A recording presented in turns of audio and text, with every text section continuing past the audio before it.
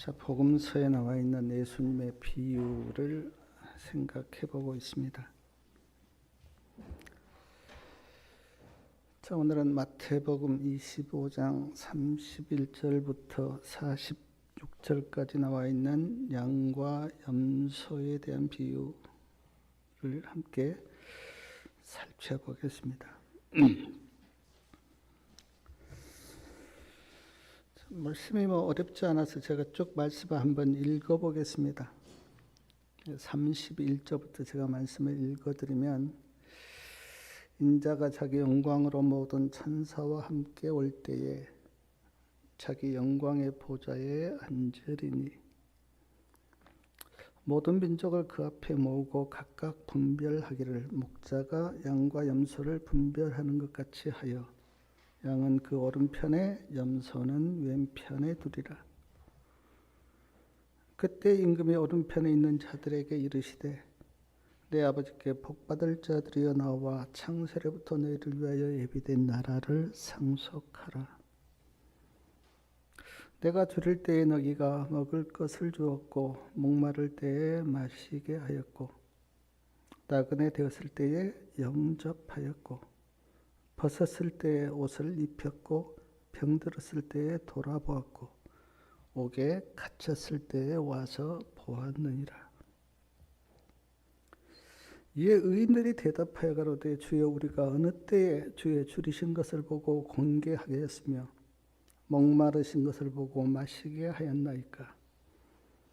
어느 때에 나그네 되신 것을 보고 영접하였으며 벗으신 것을 보고 옷을 입혔나이까.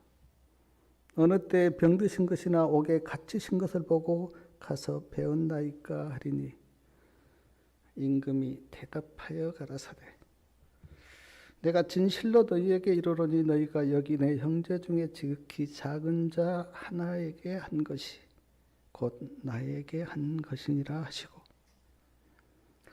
왼편에 있는 자들에게 이르시되 저주를 받을 자들아 나를 떠나 마귀와 그 사자들을 위하여 예비된 영영한 불에 들어가라.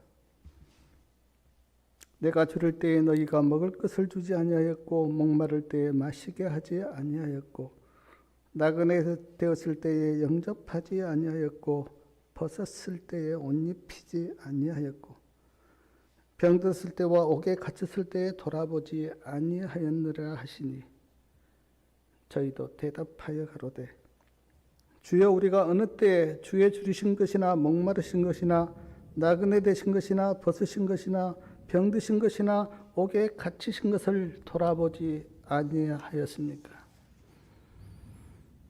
이에 임금이 대답하여 가라사대 내가 진실로 너희에게 이르노니 이 지극히 작은 자 하나에게 하지 아니한 것이 곧 나에게 하지 아니한 것이니라 하시니 저희는 영벌에 의인들은 영생에 들어가리라 하시니라.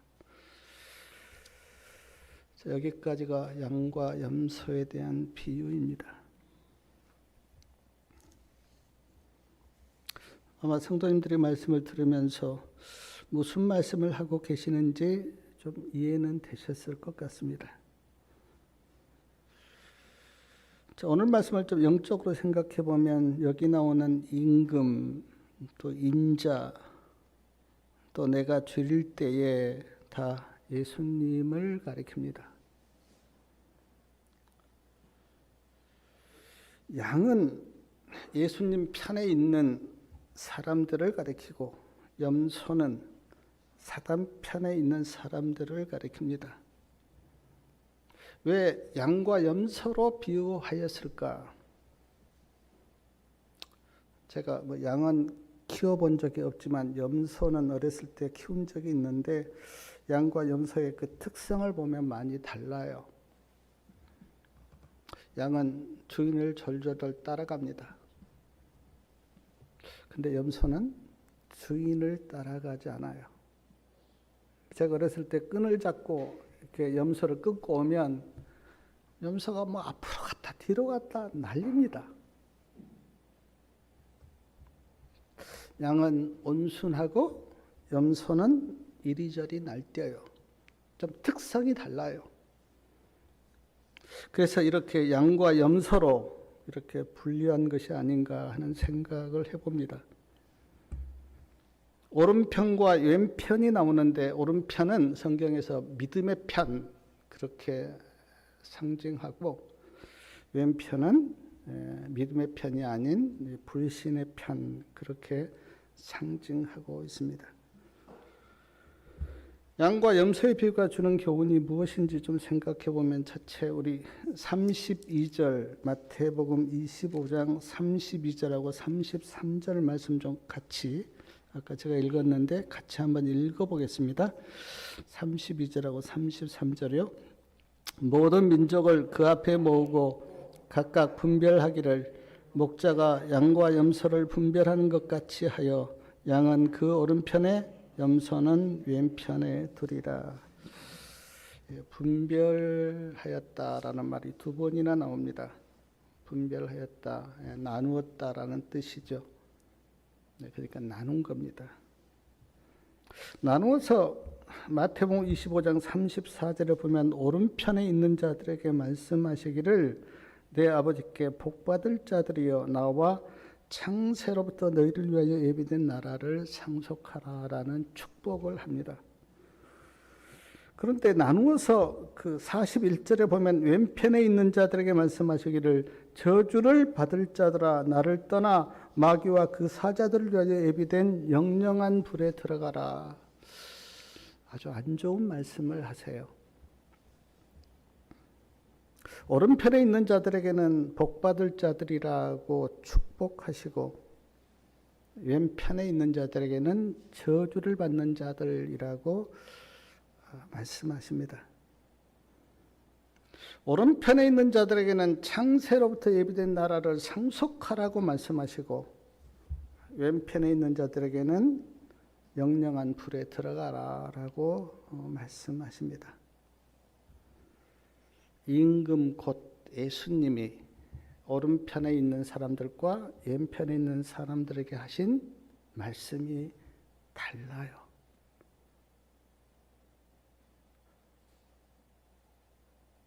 무엇 때문에 이렇게 다를까? 그 이유가 무엇인가? 아마 성도님들이 제가 말씀을 읽을 때 이렇게 쭉 들으셨겠지만 내가 줄일 때에 너희가 먹을 것을 주었고 목마를 때에 마시게 하였고 나그네 되었을 때에 영접하였고 벗었을 때에 옷을 입혔고 병들었을 때에 돌아보았고 그때 의인들이 묻습니다. 주여 우리가 어느 때에 그렇게 하였습니까? 예수님의 대답이 뭐였습니까? 우리 40절 말씀 같이 한번 읽어보겠습니다. 40절이요. 임금이 대답하여 가라사대 내가 진실로 너희에게 이르노니 너희가 여기 내 형제 중에 지극히 작은 자 하나에게 한 것이 곧 나에게 한 것이니라. 마태복음 25장 42절부터 45절에 보면 이제 왼편, 즉 염소편에 있는 자들에게도 똑같아요. 내가 줄일 때에 너희가 먹을 것을 주지 아니하였고 목마를 때에 마시게 하지 아니하였고 나그네 되었을 때에 영접하지 아니하였고 벗었을 때에 옷을 입히지 아니하였고 그들이 묻습니다. 우리가 언제 주님께 그랬습니까? 그때 예수님의 대답은 지극히 작은 자 하나에게 하지 아니한 것이 곧 나에게 하지 아니한 것이라. 사랑하는 여러분, 자 무엇을 보고 양과 염소 오른편과 왼편으로 나누어서 양의 편과 오른편에 있는 자들에게는 축복하시고 염소편과 왼편에 있는 자들에게는 저주하였습니까? 무엇을 보고? 지극히 작은 자를 사랑하였는가? 사랑하지 않았는가를 보셨습니다. 목사인가? 평신도인가? 보지 않았어요. 교회를 몇 년 다녔는가, 교회 다닌 연수를 보지 않았습니다. 성경을 얼마나 알고 있는가, 성경 지식을 보지 않았습니다. 교회에서 직분이 뭔가, 직분 보지 않았습니다. 주님께서 보신 것이 있는데 그거는 지극히 작은 자를 사랑하였는가 사랑하지 않았는가를 보셨어요. 사랑하는 여러분, 지극히 작은 자를 사랑하였는가 사랑하지 않았는가를 보신 것은 그가 어떤 삶을 살았는가를 보신 것이고, 그가 어떤 삶을 살았는가를 보신 것은 그가 어떤 사람이었는가를 보신 것입니다. 그러니까 예수님은 뭐 직분이나 교회를 몇 년 다녔느냐, 또 뭐 성경을 얼마나 아느냐, 그것 보시지 않고 그가 어떤 사람인가를 보신 거예요.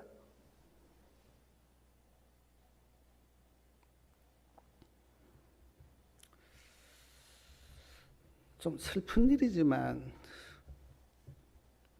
뭐 목사가 되었다고, 장로가 되었다고 사람이 좋은 건 아닙니다.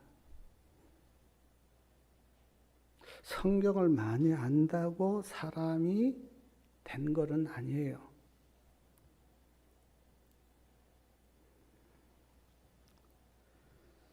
사랑하는 여러분, 예수님을 믿으면 예수님을 믿는 믿음이 무엇으로 나타나야 합니까? 나는 예수를 믿어, 교회를 다녀, 성경을 봐, 그렇게 우리가 고백할 수가 있는데 그것이 무엇으로 나타나야 합니까? 사랑으로. 사랑으로 나타나야 돼요. 내가 예수를 믿는데 그 예수를 믿는 믿음이 사랑으로 나타나야 돼요. 가정에서, 삶 속에서. 만약 내가 예수를 믿는 믿음이 사랑으로 나타나지 않는다, 그 믿음은 죽은 믿음이에요. 내가 교회를 오래 다녔는데 예수를 믿는 믿음이 삶 속에서 사랑으로 나타나지 않으면 그 믿음은 생명이 없는 형식적인 믿음이에요. 그래서 양과 염소의 비유는 우리의 아주 마음을 찌르는 말씀이에요. 목사이고 장로여도 예수를 믿는 믿음이 가정과 삶 속에서 사랑으로 나타나지 않으면 그 신앙은 껍데기 신앙이에요.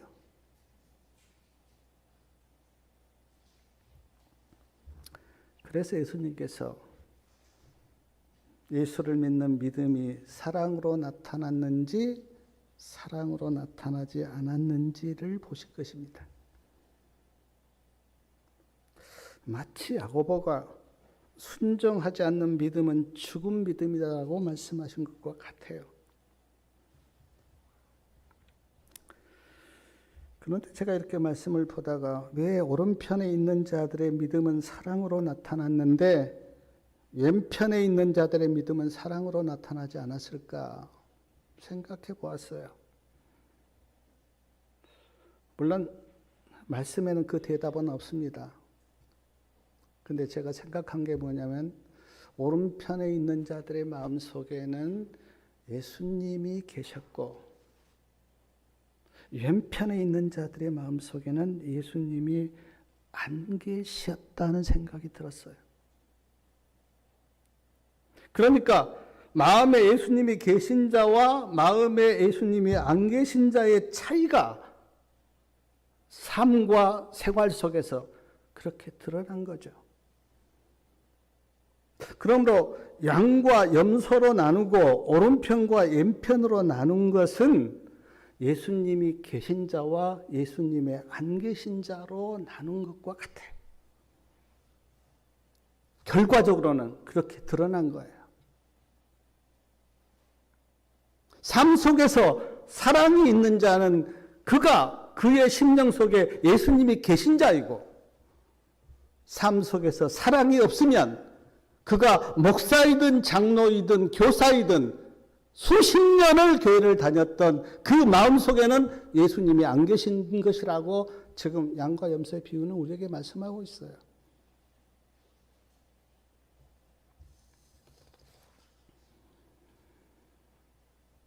또한 제가 오늘 말씀을 이렇게 묵상하면서 깨달았던 게 뭐냐면, 지금 예수님께서 내가 줄이고 목마르고 병들고 배고플 때 나를 도와줬다라고 말씀하시면서 물었어요. 우리가 언제 주님을 도와줬습니까? 지극히 작은 자 하나에게 한 것이 나에게 한 것이다 라고 지금 주님께서 말씀하고 계세요. 반대로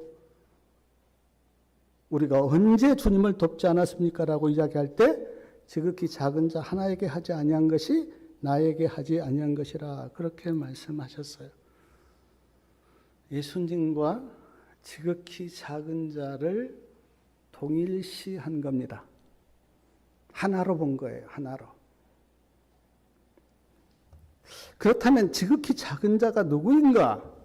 시대소망 638페이지에 보니까 지극히 작은 자가 누구냐면, 예수님을 전하다가 굶주리고 매맞고 감옥에 갇히고 병들고 어려움을 당한 자들이 지극히 작은 자라고 증언에는 말씀합니다. 지극히 작은 자가 예수님을 전하다가 굶주리고 매맞고 감옥에 갇히고 어렵고 병든 자들이라고 이야기했는데, 왜 지극히 작은 자를 도와준 것이 예수님을 도와준 것인가? 사랑하는 여러분, 지극히 작은 자 마음속에 누가 계십니까? 예수님이 계세요. 예수님을 전하다가 고난받고 어려움을 당한 그 성도들 심령 속에, 마음 속에 예수님이 계시기 때문에 그들을 돕는 것이 예수님을 돕는 것이라고 말씀하신 거예요.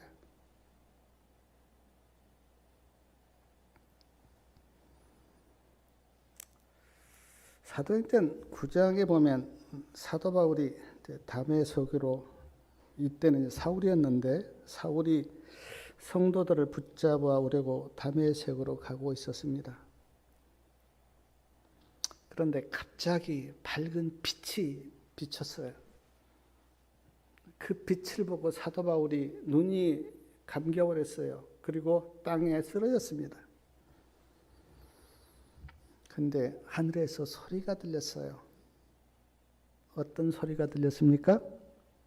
사울아, 사울아, 내가 어찌하여 나를 핍박하느냐? 사울이 깜짝 놀라서 묻습니다. 누구십니까? 나는 내가 핍박하는 예수다. 사랑하는 여러분, 이때 예수님이 이 땅에 계셨습니까?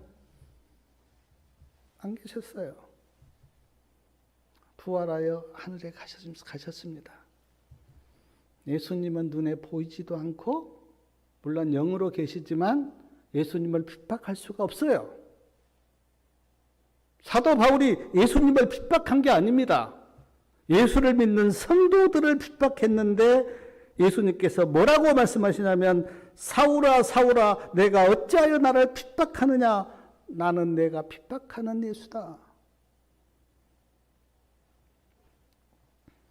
예수님이 지금 자신을 누구와 동일시합니까?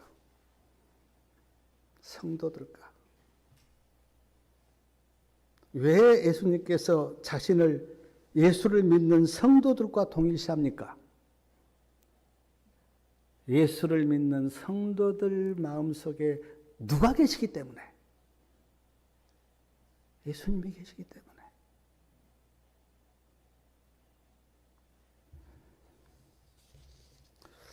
예수님이 우리 눈에는 안 보여요.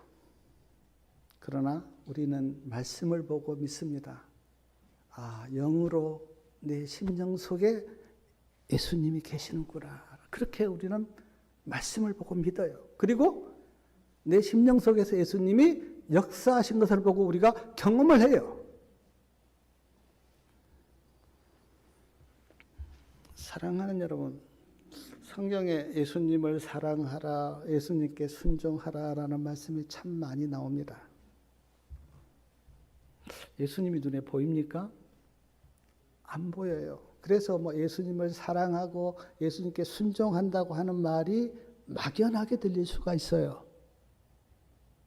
예수님이 눈에 안 보이는데 어떻게 사랑하고 어떻게 순종하는가? 막연할 수 있어요. 예수님은 눈에 안 보이지만 성경 말씀은 눈에 보입니다. 그래서 우리가 성경을 눈으로 보고 귀로 들어요.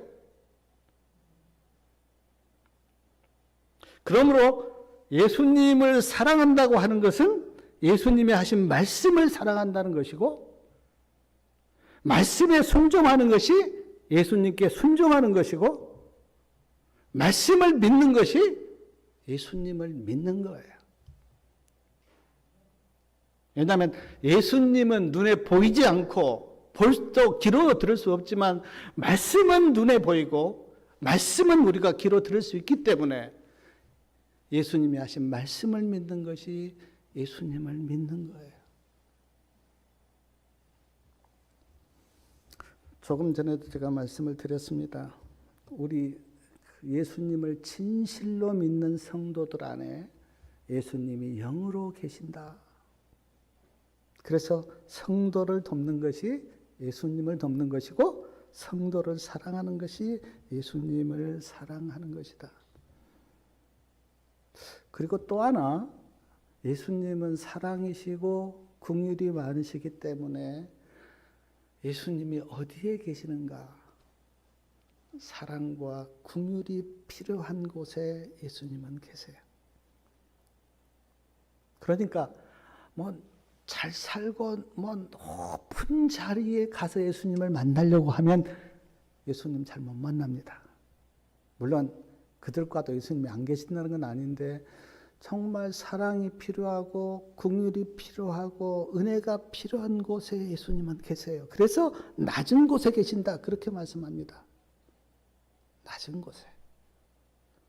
정말 어렵고 힘들고 가난하고 병들고 그런 사람 찾아가서 그들과 기도하고 그들과 관계를 갖는 게, 예수님은 그곳에 계신다는 거예요.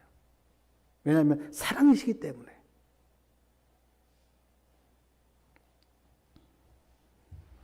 사랑하는 여러분, 낮은 곳으로 가십시오. 거기에 예수님이 함께 계세요. 그러니까 제가 이렇게 불쌍한 사람들과 어려운 사람들을 사역하는 사람들을 보면 그 예수님의 어떤 손길을 많이 느껴요. 그들은. 왜냐하면 예수님이 그들과 함께 하시기 때문에.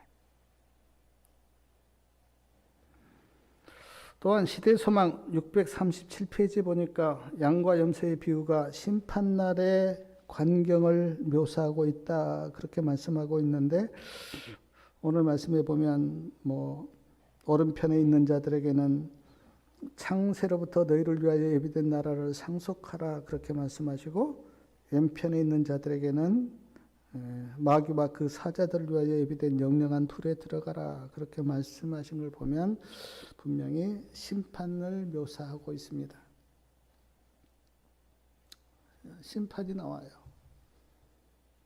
하나는 천국에 들어가라, 하나는 영영한 풀에 들어가라.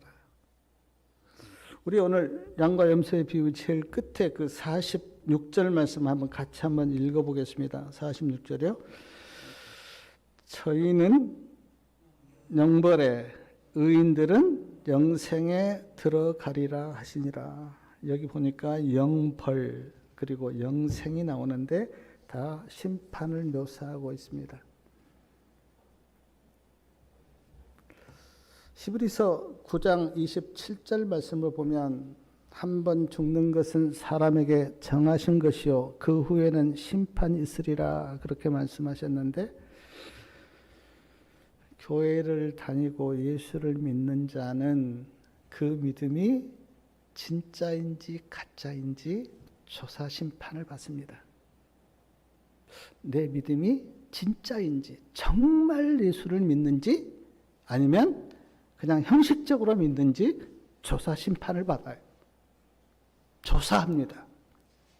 성경에 보면 조사했다는 말씀이 여러 군데 나와요. 소돔과 고모라도 하나님께 와서 조사해 봤어요. 그 사람들이 정말 그 죄악이 얼마나 큰지 조사해 보셨어요. 예수님의 비유에 보면 물고기를 잡았는데 좋은 것과 안 좋은 것을 고르셨어요. 그러니까 우리가 정말 예수님을 믿는지 가짜로 믿는지 조사해 보신다는 거예요. 예수님을 안 믿는 자는 집행 심판을 받습니다. 그러므로 우리 앞에는 구원과 멸망 두 길이 있어요.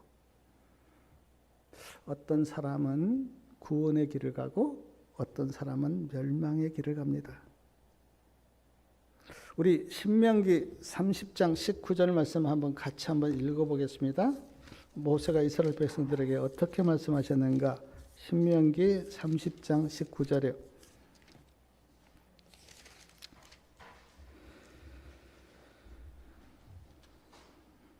신명기 30장 19절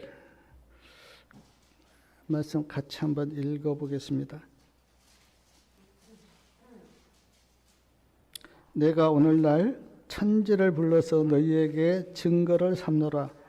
내가 생명과 사망과 복과 저주를 내 앞에 두었은즉 너와 내 자손이 살기 위하여 생명을 택하고. 우리 앞에 뭐가 있습니까? 생명이 있고 사망의 길이 있어요. 복의 길이 있고 저주의 길이 있어요. 모세는 이스라엘 백성들에게 말합니다. 너와 내 자손이 살기 위하여 생명을 택하라. 양과 염소의 비유가 주는 교훈이 그거예요. 양의 편에 서라. 염소 편에 서지 말고 양의 편에 서라. 그러면 하나님께서 너를 축복할 거다. 근데 양의 편에 선다고 하는 것이 무엇인가? 제가 말씀드렸습니다. 어떤 삶을 살았는가? 그 어떤 삶을 살았는가는 네가 어떤 사람인가를 주님께서 보신다는 거예요. 아무리 교회를 다녀도 그 사람의 됨됨이와 그 사람의 마음이 예수님께 있지 않으면 그거는 성경적으로 볼 때 그거는 알맹이가 아니에요. 알곡이 아니에요. 사랑하는 여러분, 제가 마태복음 25장에 그 세 가지 비유가 나와 있는데 열처녀 비유를 제가 말씀을 드렸습니다. 그 다음에 달란트 비유를 말씀을 드렸어요. 양과 염소의 비유를 말씀을 드렸어요. 마태복음 25장 전에 마태복음 24장이 나오는데 마태복음 24장은 무슨 장입니까? 종말장이에요. 마지막 때 일어날 일을 마태복음 24장에서 말씀하셨어요. 거짓 선지자가 일어나고 또 뭐 여러 가지 지진과 기근과, 그러면서 마태복음 24장에서 종말을 이야기하면서 강조했던 말씀이 뭐냐면 깨어있으라예요. 깨어있으라. 예비하고 있으라. 인자가 언제 오실지 모르니까 깨어있고 예비하고 있으라. 근데 깨어있고 예비한다는 말이 무슨 의미입니까? 지금 마태복음 24장에서 종말을 이야기하면서 깨어있으라 예비하고 있으라 그렇게 말씀하셨는데 깨어있고 예비하고 있는다고 하는 것이 무슨 의미인지 마태복음 25장에서 설명하고 있어요. 내 심령 속에 성령의 기름을 채워서 주님 맞을 준비를 하는 것, 그게 깨어있는 거예요. 열처녀 비유가 주는 교훈이 그거예요. 주님이 주신 믿음과 사랑을 내가 잘 활용하면서 사는 것, 그게 달란트 비유예요. 지극히 작은 자를 사랑하는 것, 그게 깨어있고 예수님을 맞이할 준비를 하는 거예요. 마태복음 24장에서 종말을 이야기하면서 깨어있으라 그렇게 말씀하는데 깨어있다고 하는 게 마태복음 24장에서는 안 나와요. 그게 무슨 거를 의미하는지. 근데 그 설명이 어디에 나오냐면 마태복음 25장에서 나와요. 내 심령 속에 성령의 기름을 기도와 말씀으로 매일 채워가는 것, 그것이 깨어있는 사람의 자세예요.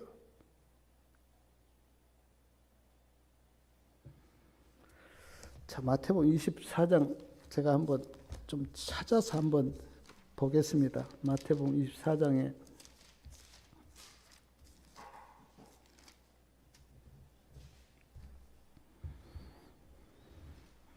42절에도 그러므로 깨어있으라 어느 날에 너희 주가 임할는지 너희가 알지 못하느니라.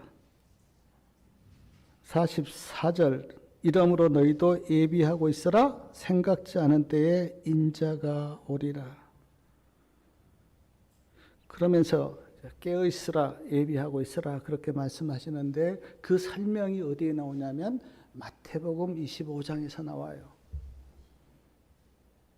이렇게 살라는 거예요. 마태복음 25장 말씀처럼 이렇게 다시 오실 예수님을 예비하라는 거예요. 이렇게 사는 것이 진짜 우리 주님을 기다리는 성도들의 자세라는 거예요. 그러면서 말씀하시기를 마음속에 성령의 기름을 채우고 믿음과 사랑으로 살고 지극히 작은 자를 사랑으로 사랑하는 그런 사람이 되라고 지금 주님께서 말씀하고 계세요. 이러면 다시 오실 예수님을 만날 수 있다는 거예요.